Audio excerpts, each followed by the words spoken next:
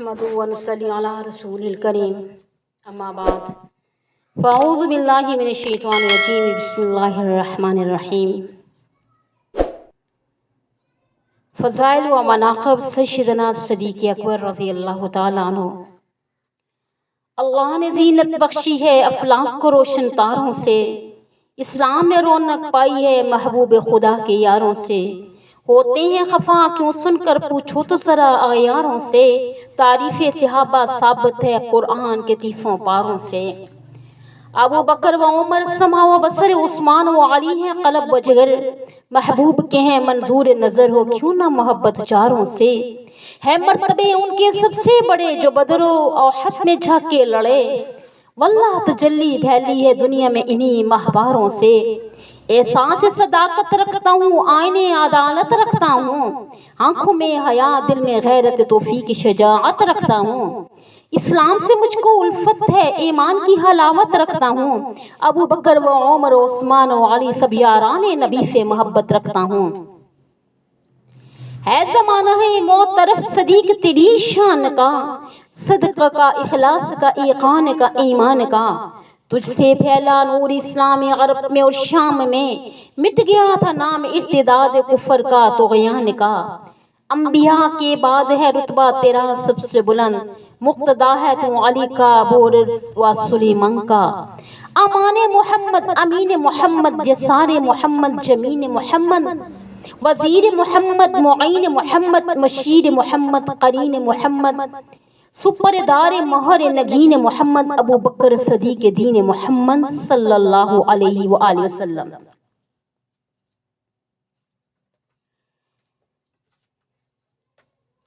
حضرت صدیق اکبر رضی اللہ تعالیٰ پہ گفتگو کرنے کے لیے مجھے مختلف عنوانات ہیں، ضرورت اس چیز کی کہ صدیق رضی اللہ تعالیٰ قرآن کی نثر میں اور صدیق پیغمبر کے فرمان کے نثر میں،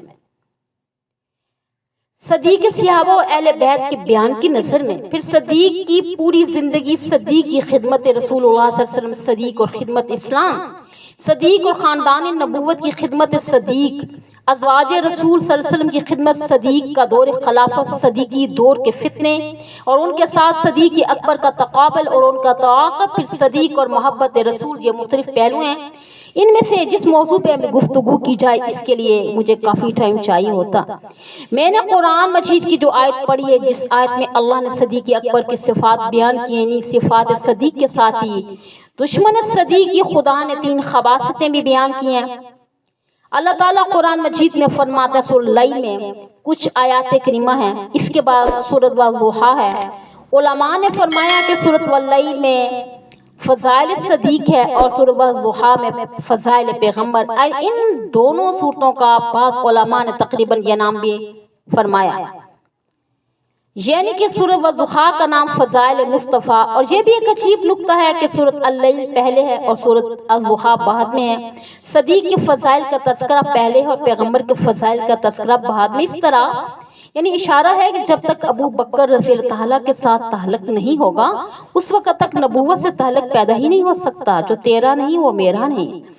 اب اس صورت میں اللہ تعالیٰ نے سیدنا صدیق اکبر کے 3 فضیلتوں کو بیان فرمایا اور مقابل میں صدیق رضی اللہ تعالیٰ کے دشمن کی 3 خباثتوں کا بھی ذکر فرمایا۔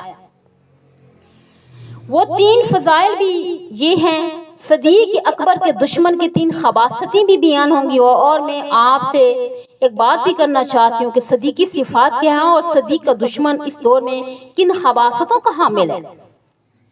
سیدنا صدیق اکبر یہ ملت اسلامیہ کا وہ منفرد انسان ہے کہ جس کو اللہ تبارک و تعالیٰ نے کئی صفات اور خصوصیات کا حامل بنایا ہے۔ شاہ عبدالعزیز محدث دہلوی رحمہ اللہ تعالیٰ نے ایک عجیب نکتہ لکھا ہے، نبی صلی اللہ علیہ وسلم اور صدیق میں صرف فرق اتنا ہے جیسے 2 لیمپ ہوں، ان میں سے ایک روشن ہو اور دوسرے میں ساری صلاحیتیں موجود ہوں، اور ان کے اندر جلنے کی صلاحیت بھی موجود ہے اور اس کے اندر تیل بھی موجود ہے۔ صرف فرق اتنا ہے کہ آپ نے اس کو روشن کیا ہوا ہے اور اس کی روشنی سے سارا علاقہ منور ہے، دوسرے لیمپ میں صلاحیتیں ساری موجود ہیں، صرف اس کو روشن کرنے کی دیر ہے، وہ بھی روشن ہو جائے گا۔ شاہ صاحب نے لکھا ہے کہ نبی اور صدیق میں یہ فرق ہے، جو صفات اللہ صداقت میں رکھتے ہیں وہی صفات نبوت میں ہوتے ہیں، یا اس کو یوں کہہ دیجئے کہ جو کمالات اور صفات اللہ نبی میں رکھتے ہیں اس کا کامل خدا صدیق کو بناتے ہیں۔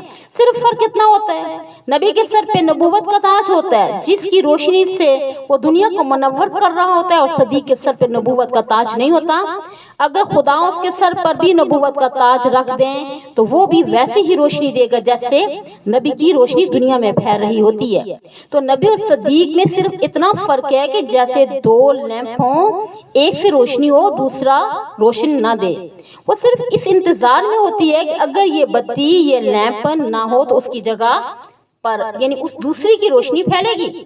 بیان نہیں اسی بات کو سمجھ لیجئے کہ اللہ نے پیغمبر کے ساتھ صدیق کا وہی ایک تعلق رکھا ہے۔ جب تک آمنہ کا دور یتیم دنیا میں رہے اور محبوب کی کاوش اور محنت سے پوری دنیا میں دین پھیلتا رہا، اور پیغمبر کے وسائل انتقال کے بعد یہ منصب اور مقام کے جس مقام پر اللہ انبیاء کو کھڑا کرتے ہیں، حیدر قرار کے یہ جملے تھے: اے ابو بکر آج آپ اس مقام پر کھڑے ہیں جس مقام پر استقامت کے ساتھ خدا نبوت کو قائم کیا ہے، یعنی اسی استقامت کے ساتھ صدیق آج تم کھڑے ہو۔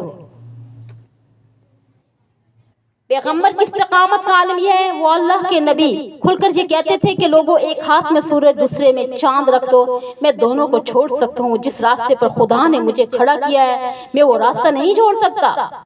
تو یہی استقامت صدیق میں بھی تھی۔ جس وقت فاروق اعظم نے اتنا کہہ دیا تھا کہ حضرت حالات کو سامنے رکھا جائے، اس وقت حضرت ابو بکر صدیق نے یہ جملے کہے تھے کہ یا عمر انت غیشار فی الجاہلیت و خوار فی الاسلام، پھر یہ جملے فرمائے کہ میں مدینے میں خون کی ندیاں بہنا برداشت کر سکتا ہوں، میں اس بات کو تو برداشت کر سکتا ہوں کہ پرندے اڑتے ہوئے آئیں ہمارے گوشت کو نوچیں، میں اس بات کو تو برداشت کر سکتا ہوں کہ عورتیں بیوہ ہو جائیں، میں اس بات کو تو برداشت کر سکتا ہوں بچے یتیم ہو جائیں، لیکن ابو بکر اس بات کو برداشت نہیں کر سکتا کہ صدیق بھی زندہ رہے اور نبی کے دین میں کسی قسم کی کمی واقع ہو جائے۔ جو استقامت خدائے نبوت کو عطا کرتے ہیں نا، وہی استقامت صداقت کو عطا فرماتے ہیں، یہ استقامت ہے۔ اور اس پر اگر اور کیا جائے آپ کو یہ بات سمجھ میں آئے گی، صدیق وہ شخص ہے جو فطری طور پر مسلمان ہے، جس کی طبیعت میں اسلام، جس کی فطرت میں اسلام۔ حضرت ابو بکر صدیق رضی اللہ عنہ کے والد جو تھے سیدنا ابو قحافہ ہیں، حضرت سیدنا عثمان ابن عامر رضی اللہ تعالیٰ فرماتے ہیں کہ حضرت ابو بکر صدیق رضی اللہ تعالیٰ بھی کم سن بچے تھے۔ ایک مرتبہ میں ان کو لے کے کعبۃ اللہ میں گیا، یہ سوچ کر لے گیا کہ میں جا کر ان کو اپنے خدا اور بتوں کو تعارف کراؤں گا۔ میں نے جا کے تعارف کرایا، اور یہ حبل ہے، یہ لات ہے، یہ عزا ہے، یہ منات ہے، یہ خدا ہے، فلاں فلاں کام کرتے ہیں۔ حضرت ابو بکر صدیق رضی اللہ عنہ کے ہاتھ میں ایک چھوٹا سا پتھر تھا، وہ پتھر لے کر کھڑے ہوتے ہیں۔ سیدنا ابو قحافہ فرماتے ہیں کہ میں نے کہا کہ بیٹے اس پتھر کو باہر پھینک دو۔ صدیق اکبر ابھی بچے تھے، بچوں کا ایک عجیب مزاج اور ان کی طبیعت ہوتی ہے، جس بات پر رک جائیں تو رک ہی جاتے ہیں۔ صدیق اکبر رضی اللہ تعالیٰ نے اس پتھر کو باہر پھینکا نہیں، میں نے کہا نا اس کو جیب میں ڈال دو۔ صدیق اکبر نے پتھر کو جیب میں ڈالنا چاہا، جیب چھوٹی تھی پتھر بڑا تھا۔ حضرت ابو بکر صدیق نے وہ پتھر ہاتھ میں لے کر اپنے پشت کے پیچھے چھپا کر کہا، ابا جان تمہارے خدا جس کی تم پوجا کر رہے ہو میرے اس پتھر کو نہیں دیکھ سکے، یعنی نہیں دیکھ سکیں گے۔ تو صدیق اس وقت بھی فطرتاً مسلمان تھے۔ پھر اس سے اگلی بات یہ دیکھیے کہ ابو قحافہ کہتے ہیں کہ میں نے عبادت کرنا شروع کی، یہ دور جاہلیت میں صدیق اکبر کا بت کے ناک کو توڑنا وہ میں بتا رہی ہوں۔ ابو بکر صدیق نے وہ پتھر زور سے ایک بت کو مارا، اس بت کی ناک ٹوٹی اور دور جا کے پڑی۔ پورے مکہ میں کوہرام مچ گیا کہ لوگو ابو قحافہ کے بیٹے نے ہمارے خدا کی ناک توڑ دی۔ اب جس قوم کی خدا کی ناک ہی نہ رہی اس قوم کا کیا حال ہوگا۔ میں یہاں ایک جملہ کہنا چاہتی ہوں، علی حیدر ضرور ہے، علی بہادر ضرور ہے، علی صفدر ضرور ہے، علی نڈر ضرور ہے، علی شیر ببر ضرور ہے، علی مصطفیٰ کا برادر ضرور ہے، علی فاطمہ الزہرا کا شوہر ضرور ہے، علی حسنین کا پدر ضرور ہے۔ علماء نے اگرچہ اس میں اختلاف کیا ہے کہ فتح مکہ کے وقت کعبۃ اللہ کے بتوں کو توڑنے والا علی ابن عاص امی جو نبی صلی اللہ علیہ وسلم کے نواسے ہیں وہ تھے، یا سیدنا علی ابن ابی طالب تھے۔ اس اختلاف سے بھی ہٹ کر، اس تحقیق اور بحث سے بھی ہٹ کر میں کہتی ہوں کہ علی ابن طالب نے اگر ان بتوں کو توڑا ہے تو حیدر نے اس وقت بتوں کو توڑا ہے جب مکہ فتح ہوا ہے، صدیق نے اس وقت بتوں کو توڑا ہے جب دنیا میں ابھی تک اسلام ہی نہیں آیا تھا۔ توجہ کیجئے، تو ایک دو باتیں جو بڑی اہم کہہ کے میں آپ سے بات کرنا چاہتی ہوں۔ صدیق اکبر نے ایک سفر کیا. علماء نے لکھا ہے نا کہ یمن کے علاقے میں تشریف لے گئے. نیک فطرت انسان کی طبیعت ہوتی ہے، جہاں کوئی اچھا نیک بزرگ ملے، عالم ملے، لوگ اس کی زیارت کرنے کے لیے جاتے ہیں، دعا کرانے کے لیے لوگ جاتے ہیں. حضرت صدیق رضی اللہ تعالیٰ کہتے ہیں کہ میں جب یمن میں پہنچا تو مجھے بتایا گیا کہ یہاں پر ایک بزرگ رہتے ہیں جس کا نام ہے شیخ اسد شمنی. صدیق اکبر رضی اللہ تعالیٰ کہتے ہیں کہ میں اس کی زیارت کے لیے گیا. جب میں گیا تو وہ اتنا ضعیف اور نحیف تھے کہ اس کے پلکوں کے بال چہرے پر پڑے ہوئے تھے، انتہائی کمزور تھے. میں نے اس کے قریب جا کے اونچی آواز سے کہا کہ السلام علیکم. اس بزرگ نے وعلیکم السلام کہہ کے مجھے جواب دیا. مجھ سے پوچھنے لگے کہ ما اسمک، کیا نام ہے؟ تو میں نے کہا کہ اسمی عبداللہ. ما اسم ابی کا؟ میں نے کہا کہ ابو قحفہ عثمان. من این جیتا؟ کہ من المکھتی من ایش قبیل بنو تھیم. صدیق اکبر کہتے ہیں کہ پورا تعارف ہونے کے بعد اس نے کہا میرے قریب ہو جاؤ. صدیق کہتے ہیں کہ جب میں ذرا قریب ہوا تو اس نے اپنے بھوؤں کے بال اوپر کر کے دونوں آنکھیں کھول کے میرے چہرے کو دیکھا، اور دیکھنے کے بعد بے ساختہ اس کی آنکھوں سے آنسو آئے. آسمان کی طرف اس نے دیکھ کر کہا الحمدللہ. صدیق کہتے ہیں میں حیرت میں رہ گیا کہ میں نے کہا کہ شیخ میں تجھے ملنے آیا ہوں تو مجھے دیکھ کر الحمدللہ کہہ رہا ہے، کیا راز ہے، کیا بات ہے؟ اس نے کہا بیٹے میں عام آدمی نہیں ہوں، میں تو تورات کا عالم ہوں، انجیل کا حافظ ہوں، زبور میرے سینے میں ہے، آسمانی کتابوں کا خدا نے مجھے علم عطا کیا ہے. میری اس وقت کم عمر نہیں ہے، میں 390 سال کا عمر کا ہوں. 4 صدیاں مجھ پہ بیتنے والی ہیں. میں نے اپنی آسمانی کتابوں میں پڑھا تھا آخری زمانے میں ایک پیغمبر آئے گا، اس نبی صلی اللہ علیہ وسلم کا نام محمد ہوگا، اس کے ابا کا نام عبداللہ ہوگا، اس کی اماں کا نام آمنہ ہوگا، اور اس پیغمبر کے سر پر خدا نبوت کا تاج رکھیں گے. وہ پیغمبر پوری کائنات کا والی اور وارث بن کر آئے گا. پھر اس پیغمبر پر جو سب سے پہلے کلمہ پڑھے گا، جو سب سے پہلے اس کی تصدیق کرے گا، اس شخص کی کنشت ابو بکر رضی اللہ تعالیٰ عنہ ہوگی. تو اس کے لقب صدیق اور عتیق ہوں گے. اس کا نام عبداللہ ہوگا، اس کے باپ کا نام ابو قحافہ عثمان ابن عامر ہوگا، اس کی ماں کا نام ام الخیر سلمہ بنت فخر ہوگا. اس بابا نے کہا ابو بکر جس وقت میں نے یہ آسمانی کتابوں میں پڑھا میں نے اللہ سے دعا مانگی، اے اللہ میری اتنی عمر بڑھا دے کہ اس آخر زمان پیغمبر کا دیدار کروں، اور اگر وہ نبی میرے حصے میں نہیں ہے تو کم از کم محمد صلی اللہ علیہ وسلم کے اس پہلے یار ابو بکر صدیق رضی اللہ تعالیٰ کا دیدار تو کر لوں. کہا صدیق میں اتنا خوش نصیب ہوں، آج خدا نے میری دعا پوری کی تو میرے پاس تو آیا، اور میں اس بڑھاپے کی حالت میں چل کے تجھ تک نہیں آ سکتا تھا، تجھ کو خدا میرے پاس لائے ہیں، میں آج تیرا دیدار کر رہا ہوں. یہ کہنے کے بعد صدیق رضی اللہ تعالیٰ کہتے ہیں کہ اس کی آنکھوں سے آنسو کی لڑیاں جاری ہو گئیں، اور مجھے کہتا تھا ابو بکر تجھے مبارک ہو، آخر زمان پیغمبر صلی اللہ علیہ وسلم اب نبوت کا دعویٰ کریں گے، تو جب تو جائے اس پیغمبر پر کلمہ پڑھنا، اور صدیق اس پیغمبر کو میرا یعنی کہ کیا کہہ دینا، سلام دے کے کہہ دینا کہ آقا یمن کا 390 سالہ بوڑھا شیخ اسد جمنی کہتا تھا کہ محبوب میں تجھے تو نہیں دیکھ سکا، لیکن تیرے صدیق کو دیکھ کر میں تیری نبوت کا یقین کر چکا ہوں. وہ بوڑھا کہتا ہے کہ تیرے صدیق کو دیکھ کر پیغمبر تیرے نبوت کا یقین کیا. آج کا چوڑا کافر نبی صلی اللہ علیہ وسلم صدیق کا روزے میں کٹھے دیکھ کر بھی یقین نہیں کر رہا. سامنے ہے حضرت صدیق کہتے ہیں کہ اس بابے کی عجیب کیفیت تھی کہ آنکھوں میں آنسو تھے، اور مجھے کہتا تھا ماں بالو کا ابا یا ابا بکر، صدیق اس وقت تیرا کیا حال ہوگا جب تم اپنے محبوب پیغمبر کو لے کر اکیلا چلے گا. صدیق اس وقت تیرا کیا حال ہوگا جس وقت 6000 کی بلند پہاڑی پر اس پیغمبر کو تو کندھے پر بٹھا کر لے جائے گا. صدیق اس وقت تیرا کیا حال ہوگا جب تم اور تیرے نبی صلی اللہ علیہ وسلم غار میں ہوں گے. صدیق تیرا کیا حال ہوگا جب تو اس محبوب کے ساتھ تنہا ہوگا، اس پیغمبر کو اپنی گود میں ایسے لے کر بیٹھے گا جیسے رحل پر قرآن رکھا ہو. صدیق میں تجھے نصیحت کرتا ہوں، جان دینی پڑے تو دے دینا، مال دینا پڑے تو دے دینا، وقت دینا پڑے تو دے دینا، اولاد قربان کرنی پڑے تو کر دینا، مگر اے ابو بکر اس محمد صلی اللہ علیہ وسلم کا ساتھ نہ چھوڑنا. وہ بھی تیرے ساتھ وفا کرے گا، تو بھی اس کے ساتھ وفا کرنا. اسی لیے اسی آیت میں نے جو بتایا، اس آیت کی 3 صفتیں مختصر قرآن مجید کا انداز جو ہوتا ہے کہ شان نزول ایک خاص واقعہ ہوتا ہے، لیکن اس میں احکام خدا عمومی طور پر نازل ہوتے ہیں، بیان کیے جاتے ہیں۔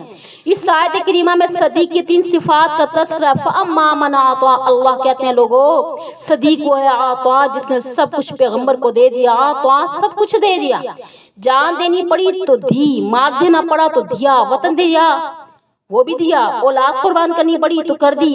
اگر آپ غور کریں میں آپ کو ایک بات سمجھانا چاہتی ہوں، حدیث میں آتا ہے نا، حضور صلی اللہ علیہ وآلہ وسلم نے فرمایا لا كنت اتخذ خلیلا لاتخذت ابا بکر خلیلا، اگر میں کائنات میں کسی کو خلیل بناتا تو میں صدیق کو اپنا خلیل بناتا۔ اس کا مطلب علماء نے فرمایا اگر میرے دل میں مخلوق میں سے کوئی بستا تو صرف ابو بکر بستا، چونکہ میرے دل میں صرف اللہ کی ذات بستی ہے، میں نے اپنے دل میں اللہ کا ڈھیرا لگایا، اللہ کو جگہ دی ہے، خدا کی محبت میرے سینے میں ہے۔ اگر مخلوق میں سے کسی سے میرا ایسا تعلق ہوتا جیسے میرے اللہ کے ساتھ تعلق ہے تو یہ تعلق مخلوق میں سے صرف اسی ابو بکر کے ساتھ ہوتا۔ اور حضرت ابراہیم کو قرآن نے خلیل کہا، وَاتَّخَذَ اللَّهُ إِبْرَاهِيمَ خَلِيلًا۔ ابراہیم سے کسی نے پوچھا کہ کیف کنت خلیلا، آپ اللہ کے خلیل کیسے بنے تھے؟ تو ابراہیم علیہ السلام نے کہا کہ میرے رب نے میرا امتحان لیا، ٹھیک ہے، خلیل جان پیش کر میں نے آگ میں پیش کی، خلیل مال پیش کر میں نے مہمانوں پہ خرچ کر دیا، خلیل وطن پیش کر میں نے گھر بار چھوڑ کر ہجرت کر لی۔ اللہ نے کہا خلیل اپنی اولاد پیش کر میں نے اپنے بچے کو چھری کے نیچے دے دیا۔ جب ان تمام امتحانوں میں پاس ہوا تو اللہ نے مجھے اپنا خلیل بنا لیا۔ تو ذرا مطابقت کیجئے، ابراہیم علیہ السلام اللہ کے خلیل ہیں اور پوری جماعت صحابہ میں ابو بکر مصطفیٰ صلی اللہ علیہ وسلم کے خلیل ہیں۔ ایک خدا کا خلیل، ایک مصطفیٰ کا خلیل۔ خدا نے اپنے یار کا امتحان لیا، مصطفیٰ نے اپنے یار کا امتحان لیا۔ خدا نے ابراہیم کو کہا کہ اوّاہ حلیم، تو مصطفیٰ نے صدیق کو کہا ارحم امتی بامتی ابی بکر، یہ میری امت میں سب سے زیادہ رحم کرنے والا ہے۔ خدا نے ابراہیم کو کہا کہ وَاذْكُرْ فِي الْكِتَابِ إِبْرَاهِيمَ إِنَّهُ كَانَ صِدِّيقًا نَبِيًّا، خدا نے ابراہیم کو صدیق کہا، مصطفیٰ نے ابو بکر کو صدیق کہا ہے۔ اب ذرا غور کیجئے کہ ایک خدا کا صدیق، ایک مصطفیٰ کا صدیق، ایک اللہ کا خلیل، ایک رسول کا خلیل، یہ دو خلیل ہیں۔ خدا اپنے یار کا امتحان لیتا ہے، مصطفیٰ اپنے یار کا امتحان لیتا ہے۔ اللہ نے کہا نا خلیل جان پیش کر، کہا نار میں حاضر ہوں۔ رسول اللہ صلی اللہ علیہ وسلم نے کہا کہ صدیق جان پیش کر، کہا غار میں حاضر ہوں۔ جہاں ابراہیم نے جان دی وہ نار ہے، جہاں صدیق نے جان دی اس کا نام غار ہے۔ نار کا تذکرہ بھی قرآن میں ہے، غار کا تذکرہ بھی قرآن میں ہے۔ پھر آپ اگر غور کیجئے تو بات سمجھ میں آ جائے گی، جہاں ابراہیم خلیل گیا نا اکیلے گیا، اللہ کا میرے اور آپ کی طرح کوئی جسم نہیں کہ خدا ساتھ گئے ہوں۔ جہاں صدیق گئے ہیں محبوب کو ساتھ لے کر گئے ہیں، جہاں خلیل گئے ہیں تو باہر امتحان ہے، یعنی کہ یا نار کونی بردوں والسلام، آگ ٹھنڈی ہوگی۔ جہاں صدیق ہیں تو باہر بھی امتحان ہے، اندر بھی آزمائش ہے، اور اندر کالا موذی سانپ موجود ہے جہاں ابراہیم خلیل اللہ کی ہے۔ دیکھیں اس نار کا تذکرہ تو قرآن میں مگر آنکھ اس یعنی کہ دنیا میں کوئی بھی وجود نہیں ہے جہاں ابو بکر صدیق ہے تو غار کے ذرے بھی ابو بکر صدیق کی محبت کی گواہیاں پیش کرتے ہیں۔ جہاں ابراہیم خلیل اللہ گئے ہیں وہ نار تو ضرور ہے، اس کا تذکرہ قرآن میں آیا، مگر ابراہیم نے اللہ کی ذات کے جلوے نہیں دیکھے۔ جہاں ابو بکر صدیق کی ہے پیغمبر کو 3 دن اور رات تک گود میں یوں لٹایا جیسے رحل پر قرآن کا نسخہ رکھا ہوا ہوتا ہے۔ عنوان ہے کہ آپ کا یار غار، کائنات میں اکیلا یار ہے جس کو یار غار کہا جاتا ہے۔ آپ اگر اس پر غور کریں، علماء نے لکھا ہے کہ جس رات حضور صلی اللہ علیہ وسلم نے ہجرت فرمائی تو حضور صلی اللہ علیہ وسلم نے حضرت حیدر کو تو اپنے بستر پر سلایا، صدیق کو باہر بلا کر نہ ساتھ لے گئے۔ ایک سیکنڈ کے لیے آپ اس بات کو اپنے ذہن میں جگہ دیں، اللہ نے یہ وعدہ کیا تھا نا کہ میں ابو صلی اللہ علیہ وسلم میں تجھے بھی بچاؤں گا، جو تیرے ساتھ ہے اس کو بھی بچاؤں گا۔ اللہ نے حفاظت کا وعدہ کیا۔ اگر پیغمبر نے تصور میں ہی یہ بات ہوتی نا کہ میرے بعد علی نے خلیفہ بننا ہے تو حضور صلی اللہ علیہ وسلم علی کو نہ سلاتے بلکہ ساتھ لے کر جاتے، جس کو خلافت دینی تھی نا اسے ساتھ لیا ہے، اور جسے خلیفہ نہیں بنانا تھا اسے بستر پر سلایا۔ وہاں بھی ایک عجیب اتفاق ہے، ابو جہل حضرت علی کے پاس پہنچا تو دیکھا یہ تو حیدر سوئے ہوئے، حضرت علی کو اٹھایا، اٹھانے کے بعد اس نے پوچھا بتاؤ محمد کہاں ہے؟ حضرت علی نے فرمایا کہ حضور چلے گئے ہیں۔ اس نے پھر پوچھا کہاں چلے گئے ہیں؟ حضرت علی نے کہا کہ جہاں جانا تھا۔ ابو جہل نے کہا کہاں جانا تھا؟ حضرت علی نے کہا جہاں گئے ہیں۔ تو اب ایک اور بات کہنا چاہتی ہوں، اس کو بھی سمجھیے۔ ابو جہل اپنا اپنا سمو لے کر نہ کہتا ہے محمد صلی اللہ علیہ وسلم نے نوجوانوں کی یہ جو جماعت تیار کی ہمارے قابو میں نہیں آتی. نوجوانوں آج کے لوگ بھی کہتے ہیں مولوی حق نواز شہید رحمۃ اللہ علیہ نے یہ جو نوجوانوں کی جماعت بنائی ہے ہمارے قابو میں نہیں آتی. بہرحال پہلی قربانی صدیق کی آقا ابو بکر نے سب کچھ قربان کیا. جان دینے کا وقت آیا تو جان لے کر غار میں گیا, پیغمبر کو کندھے پر اٹھا کر لے گئے. یہ اور بات آ گئی ہے نا, وہ بھی سن لیجئے کہ حدیث میں آتا ہے ایک دفعہ حضور اور صحابہ سارے اکٹھے بیٹھے تھے تو اللہ کے پیغمبر نے فرمایا مجھے 3 چیزیں پسند ہے. صدیق نے بھی کہا مجھے 3 چیزیں پسند ہے. سیدنا فاروق نے بھی کہا مجھے 3 چیزیں پسند ہے. سیدنا عثمان رضی اللہ تعالیٰ نے بھی کہا مجھے 3 چیزیں پسند ہے. حضرت حیدر نے بھی کہا مجھے 3 چیزیں پسند ہے. حدیث میں آتا ہے جبرائیل نے اتر کر کہا محبوب آپ کے ان یاروں کو 3 چیزیں پسند آئیں تو مجھے بھی 3 چیزیں پسند ہے. اللہ نے فرمایا میرے پیغمبر مجھے بھی 3 چیزیں پسند ہیں. ان کی اتباع میں آگے محدثین نے فرمایا امام ابو حنیفہ رحمۃ اللہ علیہ نے بھی اپنی زندگی میں 3 چیزوں کو پسند کیا. امام مالک شافعی احمد حنبل نے 3 چیزوں کو پسند کیا. وہ ایک لمبی حدیث ثلاثی کے نام سے ہے, میں اس کی تفصیل میں نہیں جانا چاہتی. یار غار کی مناسبت سے صرف صدیق اکبر پر بات کرتی ہوں. صدیق اکبر نے کہا نا کہ مجھے پوری دنیا میں 3 چیزیں پسند ہیں. سب سے پہلی پسند النظر الی وجہ رسول اللہ, کہا میری آنکھ ہو آقا صلی اللہ علیہ وسلم تیرا دیدار کروں, مجھے یہ سب سے زیادہ پسند ہے. کتابوں میں لکھا ہے ایک دفعہ حضرت ابو بکر صدیق آئے, وہ دروازے کے سامنے کھڑے ہوئے, حضور کے چہرے کو دیکھ کر واپس چلے گئے. کسی نے پوچھا ابو بکر آئے کیسے تھے؟ کہا بڑی دیر سے بھوک نے ستایا ہوا تھا. پیغمبر صلی اللہ علیہ وسلم کا چہرہ دیکھنے کے بعد بھوک اتر گئی, ختم ہو گئی. تو ایک دفعہ حضور صلی اللہ علیہ وسلم کے چہرہ اطہر کو دیکھتے ہوئے آنکھوں کو زور سے مسلا. کسی نے پوچھا ابو بکر یہ کیا کر رہے ہیں؟ کہا آنکھوں کو سزا دے رہا ہوں کہ پیغمبر کے چہرے کو دیکھتے ہوئے یہ چھپکی کیوں ہے. سبحان اللہ, اس لیے اس کو سزا دیتا ہوں. محبوب کو دیکھتے ہوئے تجھ میں طاقت کیسے پیدا ہوئی کہ تو چھپک رہی ہے؟ صدیق اکبر رضی اللہ عنہ کے سب سے پہلی پسند کہ میری دید ہو, پیغمبر تیرا دیدار ہو. النظر الی وجہ رسول اللہ صلی اللہ علیہ وسلم, اس پر توجہ کیجئے. اگر حضور صلی اللہ علیہ وسلم کعبۃ اللہ میں تھے تو سارے صحابہ دیکھتے ہیں, اور حضور مسجد نبی میں تھے تو سارے صحابہ دیکھتے ہیں, لیکن ابو بکر کی منشا تھی کہ اکیلا میں دیکھوں اور کوئی نہ دیکھے. النظر الی وجہ رسول اللہ صلی اللہ علیہ وسلم. اللہ نے بھی کہا اگر یار کو تنہا دیکھنا ہے تو یار کو لے کر غار میں تنہا چل.